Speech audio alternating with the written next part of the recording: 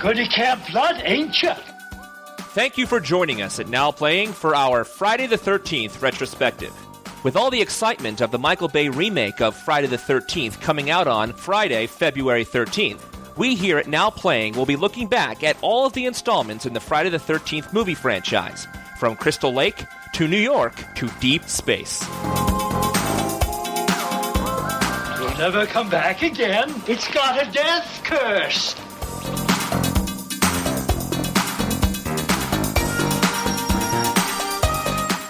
Just a quick warning up front, these are R-rated movies that barely made it past the MPAA, and our discussions of the movies are just as R-rated. And also, these reviews will contain major spoilers. Listener discretion is advised. Today we're talking about Friday the 13th, The Final Chapter. No fancy numbers in the title this time, no Part 4. This is just Friday the 13th, The Final Chapter. This is Brock, co-host of Now Playing, and with me today are... Stuart from LA. Arnie from Springfield, Illinois. I just want to say about Part 4, this is the first Friday the 13th. Even though I'd seen the others in VCR, this was the first one that caught my attention in theaters. This one had a big marketing blitz, and I remember this is the one that kind of made me go, huh. They're ending the story on Part 4, because Stuart, you and I were together on the playground, and we both talked about how they were going to make 13 of these movies.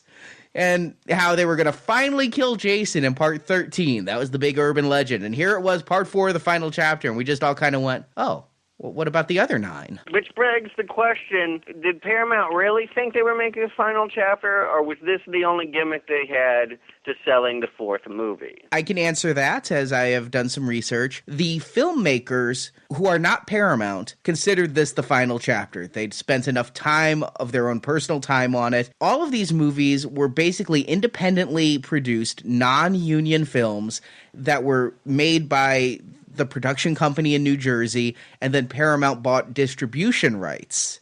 And that's why it was so cheap for Paramount to make these. And the people who'd been making these movies said, done. And so they considered it the final chapter. Only after it made Paramount a lot of money did Paramount say, no, not done. Mm-hmm. The final chapter is Chapter 11 always. As long as it's profitable, they're not going to ever stop. So you said the last one made the most money of all the sequels, but then they continued the series after the final chapter because this one did make a lot of money, you said? Do you have the figures in front of you, Mr. Research? I don't have the number, but this one is again, not counting Freddy vs. Jason, which just blew everything out of the water. Right. This is the second highest grossing sequel of all of them. So it's just behind Part 3. And keep in mind, these movies, when I say they made a lot of money, we're talking in the 20 millions or 30 millions, not the 200 millions. But they only had a budget of about $1.5 to $2 million. So you're adding $18 million to your bottom line and not spending a whole lot of effort to do it. So if you're a business, wouldn't you? Right. And the majority of these movies opened at number 1 in the box office. If you look at Part 3, it opened the same weekend as Fast Times at Ridgemont High. Friday the 13th Part 3 was number 1. Fast Times was number 7. Just saying they made some money. Yeah. So right away when I was watching this movie, I was brought in right away. I'm not sure about you two, but I could tell an instant difference in the quality of this movie from the get-go. I agree. This is the first one that felt like an actual movie to me. They'd upped the production level. Also, they'd upped the casting. For the first time, instead of hiring a bunch of unknowns, and the casting process on the previous movies was always, they have the look. We don't care if they can read the lines because nobody cares what they say. They look like the role they're supposed to play, and they can die well. But here, we have a bunch of people who actually have acting resumes. One of them, the guy who played Teddy, had done some work for NBC. He had an NBC sitcom contract or something. We've got Crispin Glover. We've got Corey Feldman, who had done some movies in the past. They actually had actors instead of wannabe actors. And the one thing that I noticed in this was the music. I felt like this was the first movie that might have actually had a soundtrack, like a multimedia tie-in order to promote it more. It just felt more like a studio picture instead of an indie schlock film. One of the first things I noticed in this movie was the score, because when you first come up and the mask is there, I mean, I don't like the explosion behind the mask, but the music there was so much more effective to me than that cheesy disco kind of music from part 3. And throughout the entire movie, I thought the music really helps out the tone, helps set the staging, helped the ambiance of the movie. And, you know, I would almost think that they would keep this going and reuse this music over and over again. But then again, I was just happy they didn't bring back the disco stuff. So, well, the only thing that I really recall music-wise, the music cue that is most memorable is, of course, the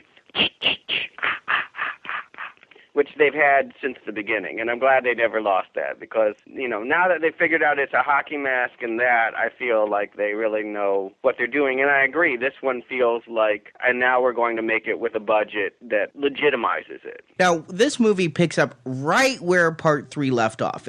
You could almost put these together and have a Gandhi-length movie, because Jason is still dead in the barn, and they're taking him to the morgue. A Gandhi-length movie? A Gandhi-length movie? You're comparing Friday the 13th to Gandhi? I don't care if it's about just the length, but to compare the two movies, I mean... Pacifist biography, slasher film.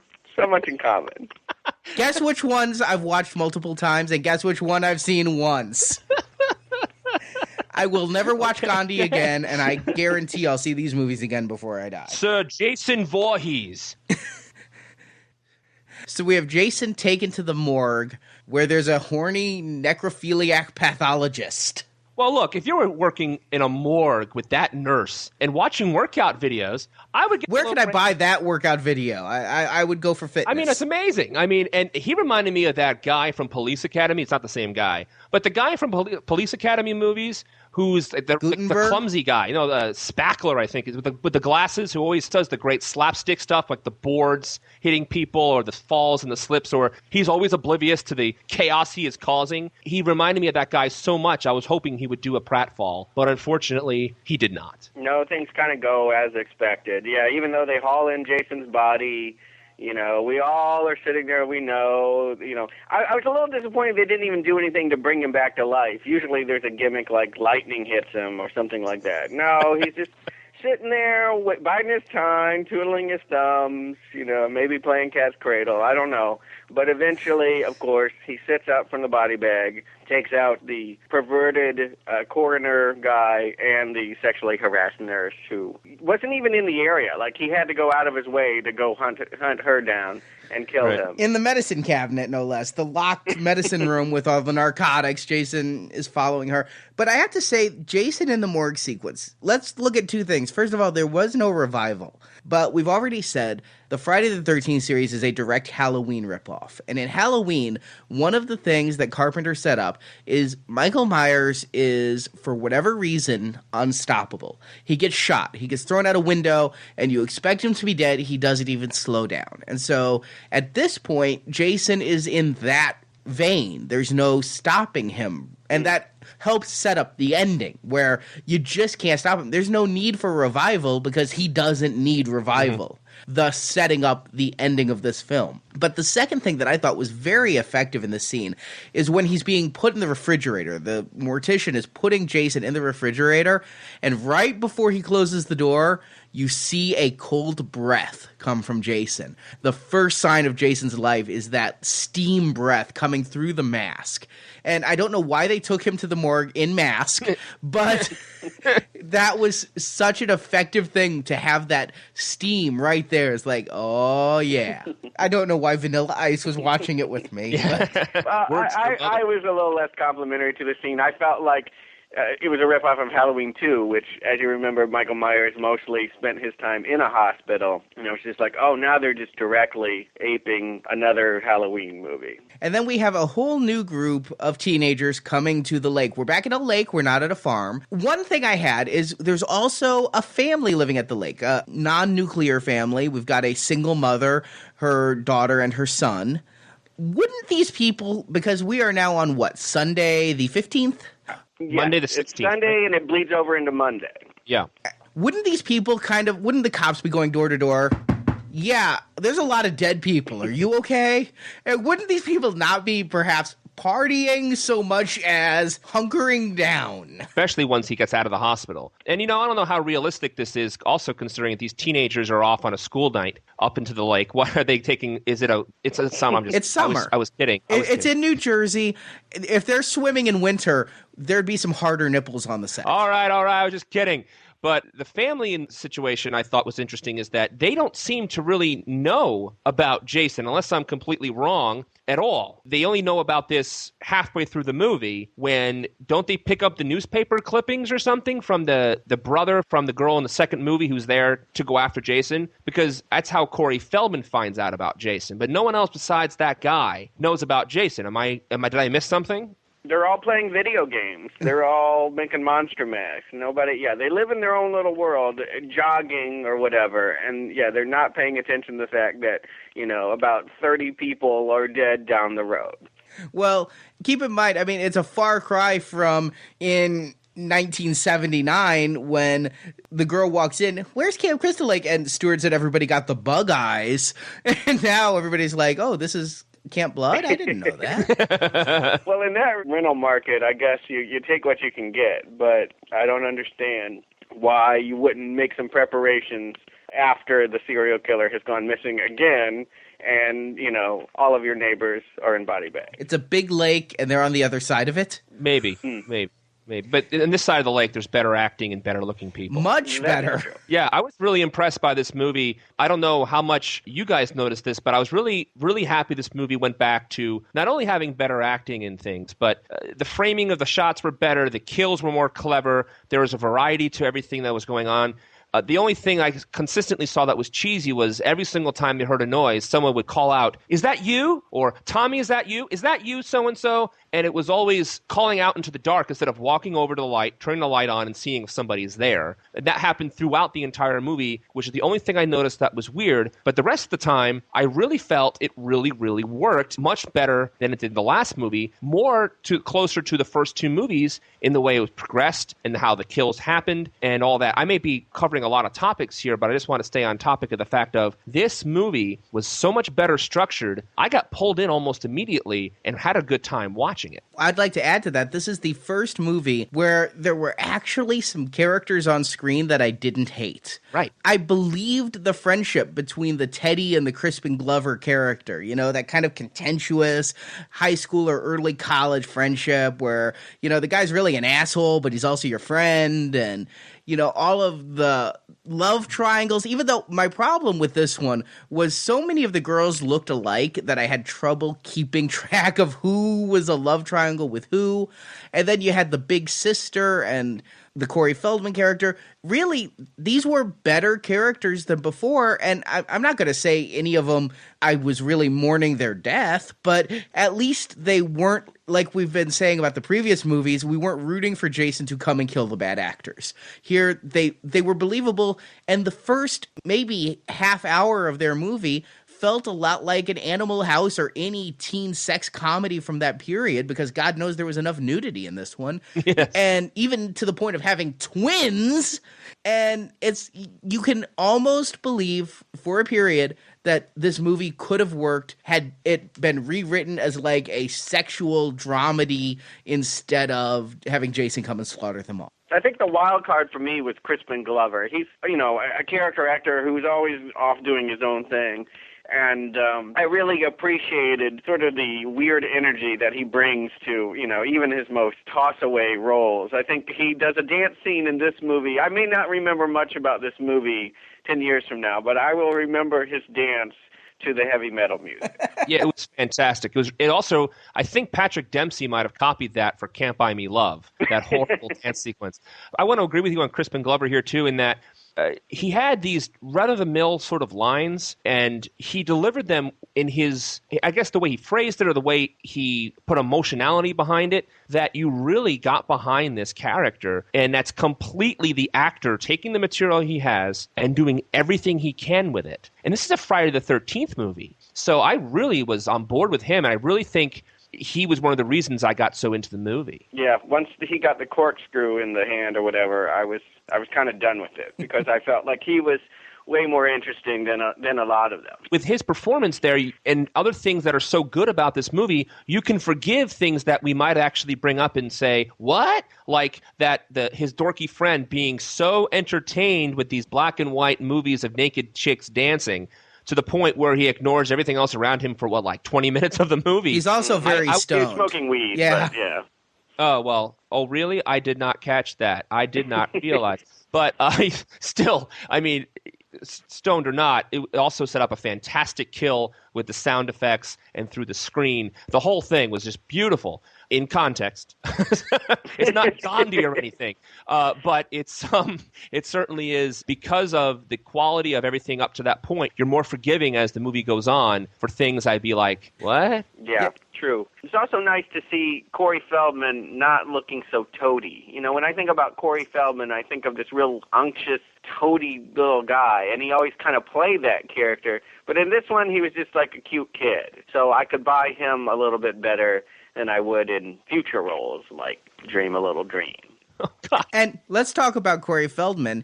First of all, he had a career at this point. He was somewhat of a name actor. He'd been in a couple other movies. I think he'd done a lot of TV special episode kind of stuff. Right. I think this came out the same year as Gremlins, which he had a bit part in, yes, it and did. the year before Goonies. So he was just about to become – he hadn't found his other Corey, so I feel like he wasn't fully developed yet, but he was blossoming anyway. But he was the first child to be at Camp Crystal Lake, which is, camps you usually think of children. This is the first time we have an actual youngster in danger. Yes, but it's not actually at the camp. We should probably mention that he's on the same lake, but it's not actually at the camp. Well, yes. But yes, you're absolutely right. And since part 2, where they had the wheelchair guy, and then last movie when they killed a pregnant girl, I'm thinking, oh my God, they're going to kill a kid? So that was interesting to me. Of course, they don't kill the kid, but you could see the progression there of my brain working, like, oh my God. Mm-hmm. And then we have the hunter guy who Brock mentioned earlier, who is the brother of Sandra, the girl who died in the double impalation in part 2. Now, that's a throwaway reference if I ever heard one, because I never can keep track of the victims' names. But I had to look up. He says he's Sandra's brother. It turns out there was a Sandra in part 2. So 2 days ago, his sister was killed, and now he's there and under the guise of hunting bear. But as Corey Feldman says, there's no bear. But wait, I thought there were bear. I mean, would she have even been buried yet, is what I would be. Like, has the body even returned to the family, and he's already off in the woods, knows who killed her, is going to hunt him down, has these newspaper clippings, I'm like, this came out of the paper yesterday. Like, they're all weathered and old and yellow. I'm like, how did you pull this together so quickly? It seems a little rash. And not only that, he has a 22 with him, and he's saying, I'm hunting for bears. Dude, you need a shotgun for bears. And furthermore, if you're hunting a serial killer, a shotgun's a better idea than a 22. So, I don't know. The whole thing reeked of weird to me as well, and we all have different reasons on why. But I got to tell you something. It made no sense to me at all that he would camp in a tent in the woods where the killer lives. You would think, sure, it's called bait.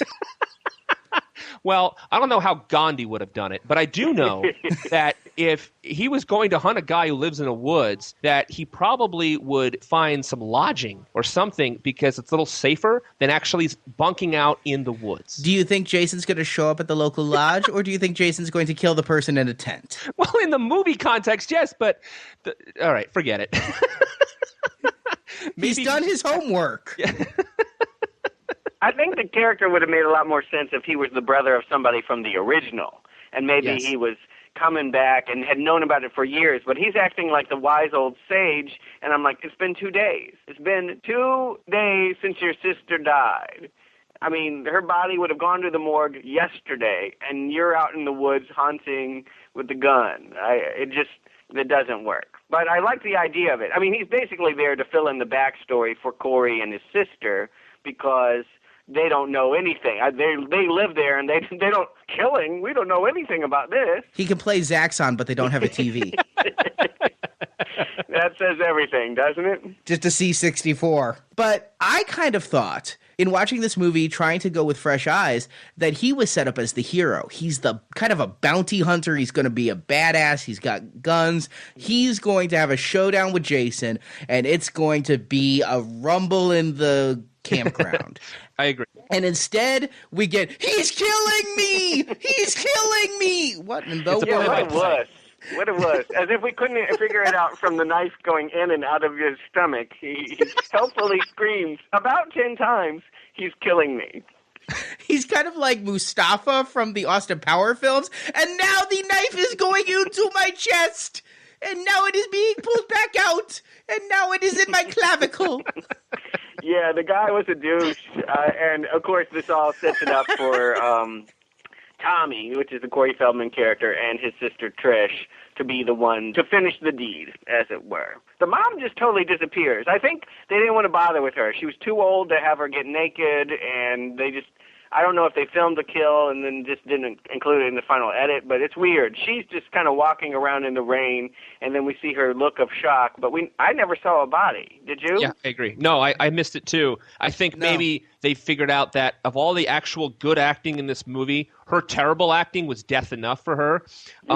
That's all I could think of, and that's the best joke I could think for also. But seriously speaking, I thought I missed something, and I was going to ask you about that. It's here in my notes. Did I miss the mom's kill? I guess I'm not the only one. No. No, that was an off-screen kill. She's just gone. I honestly think that they think that you only want to see hot young bodies getting it, and she's out of the age bracket. Well, it's also similar to Steve Christie, although we do see Steve Christie's body later. But we just get a look of shock. We never see the kill.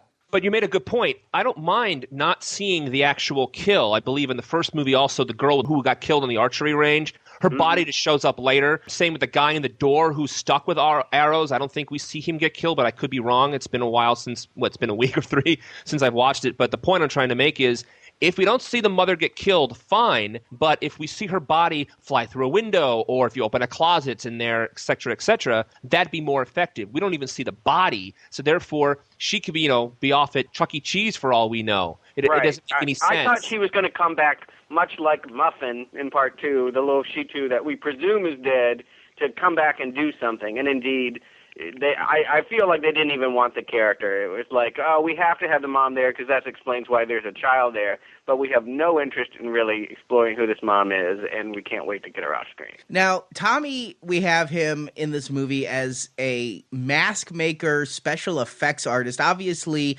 an homage to Tom Savini, who came back to do the makeup for this one. But I don't ever see how that pays off, because at the end, he's just shaving his head. Right. I thought they were setting us up for something, that it seems to be that this final chapter is about not ending the series, but ending Jason. And that we're led to believe that through the traumatic climactic battle, in which Corey actually has to pick up a machete himself, that he'll snap and he'll be the new killer for however long they can keep this franchise going. I thought by having him make masks and be into horror, that was a nice little setup for whatever mask he was going to wear in the future installments. All of this, of course, I'm presuming, and they don't actually do. So what was your thought on this?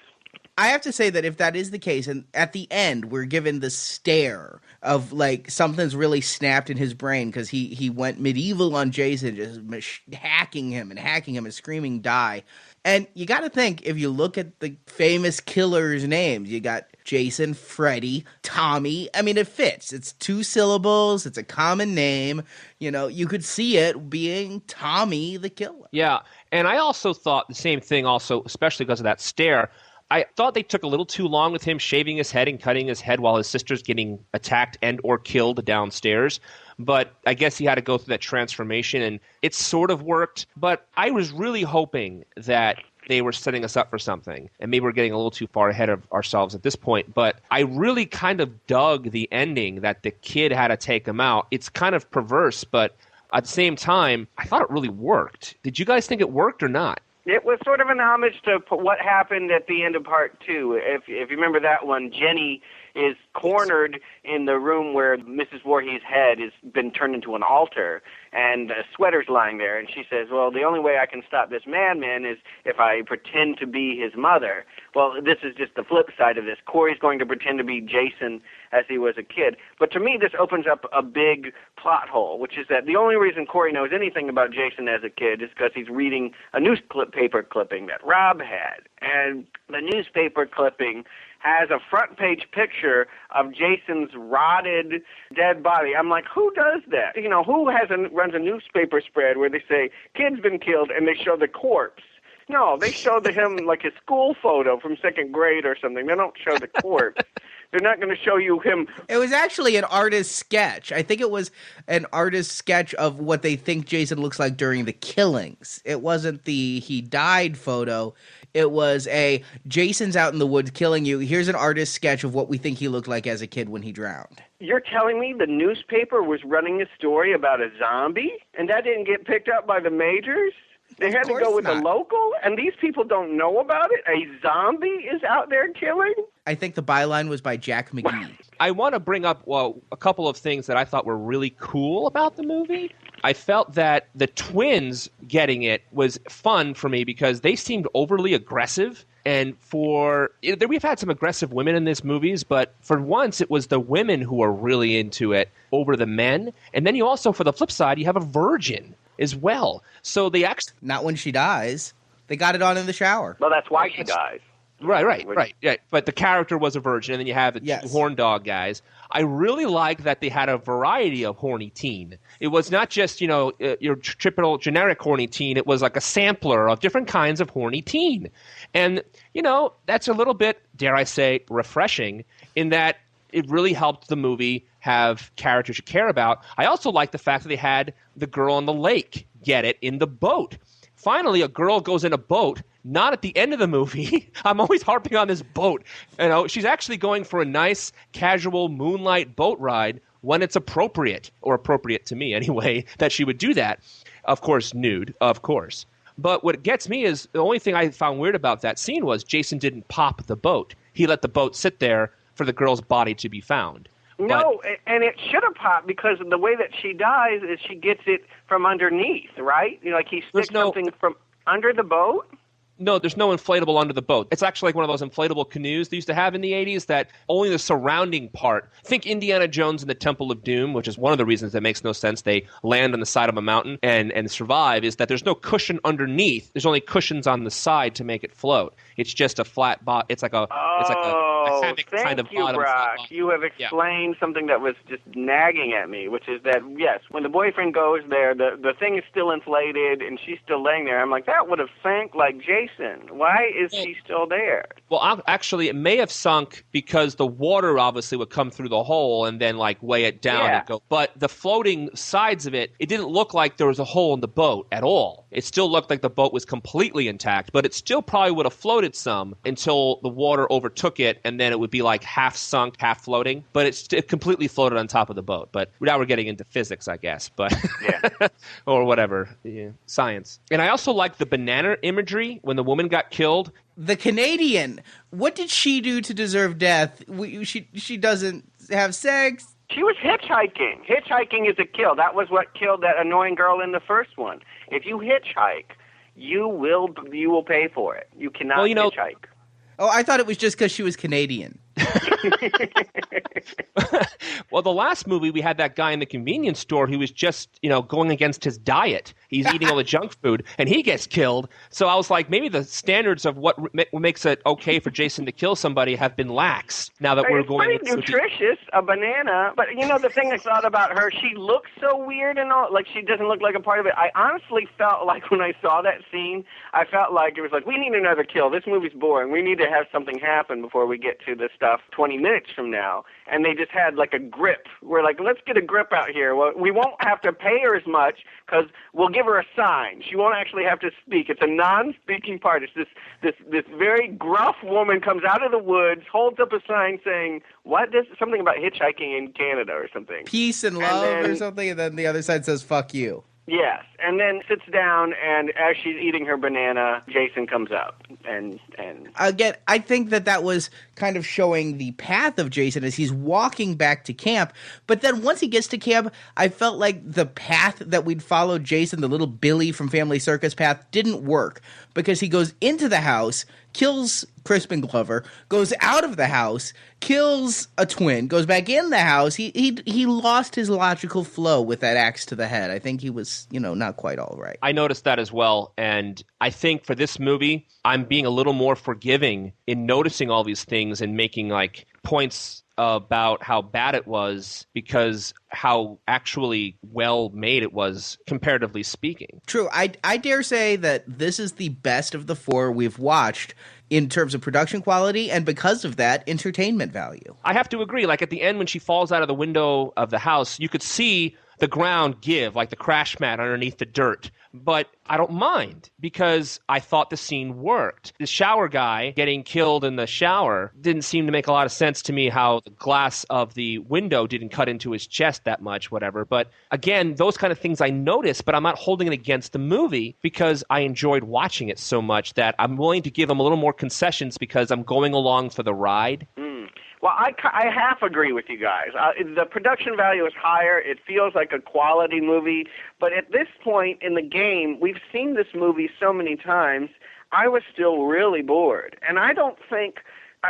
as I was watching this, it really occurred to me, I don't even think the intention is to scare people. I really think it's about titillating them. I imagine all the people that would go to this, what a great date movie in the 80s. It would be if you wanted your girl to just, curl up next to you and you watch all these naked kids and doing all of this stuff, this is what they did. I feel Jason's like the Dr. Ruth. He's getting people together. He's making it happen. I didn't feel like this was scary at all. I felt like at this point it's kind of a parody of itself and a better-looking parody of itself, but still didn't have anything other than the fact that it was proclaiming to be the last one to offer that was new.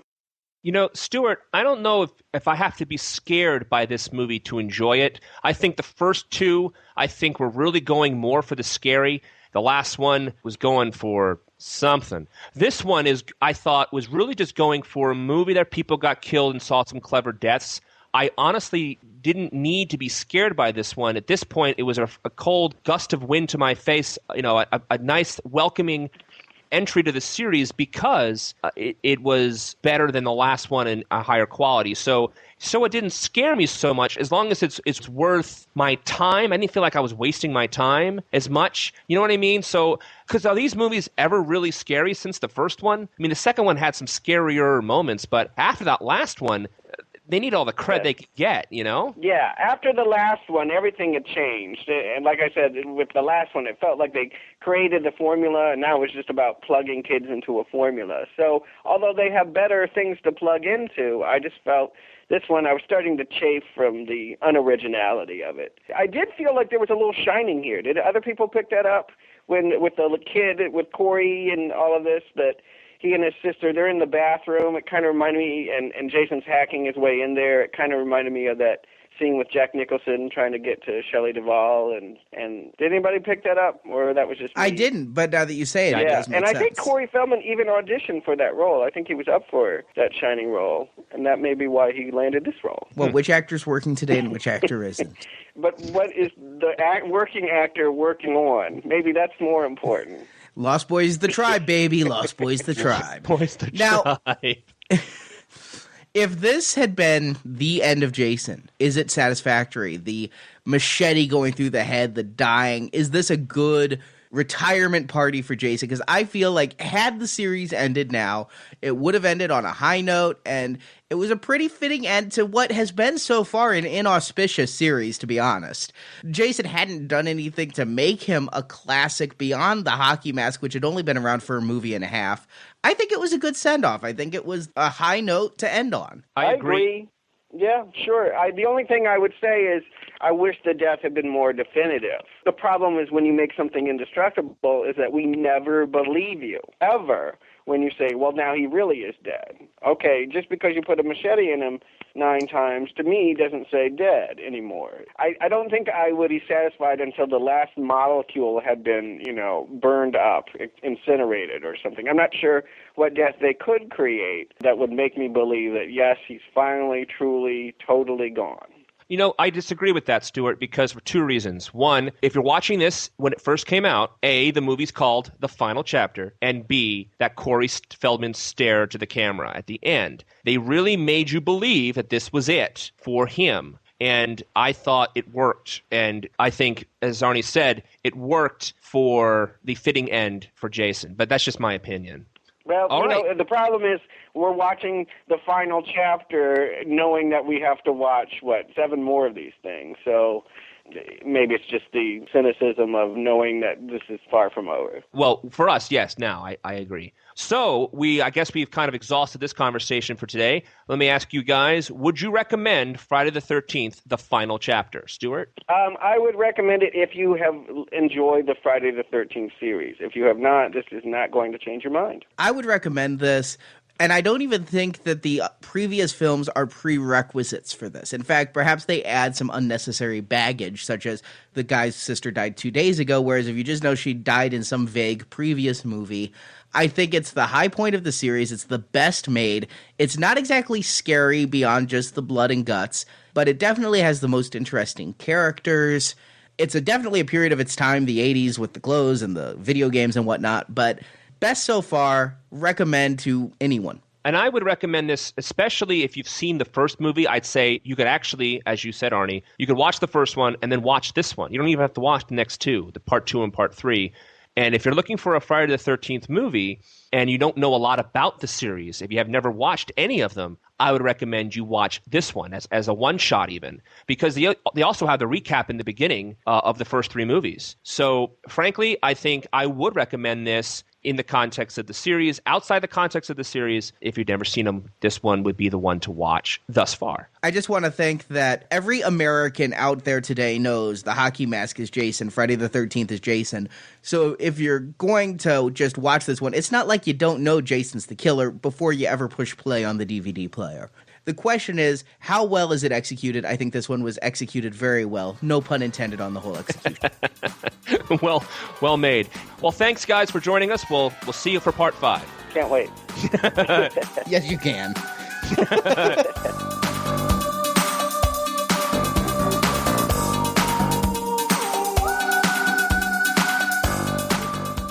Thank you for listening to our Friday the 13th retrospective. We will be reviewing 2 Friday the 13th episodes each week, up to the release of the new movie in February. Come back to nowplayingpodcast.com to get the latest episodes. If you did.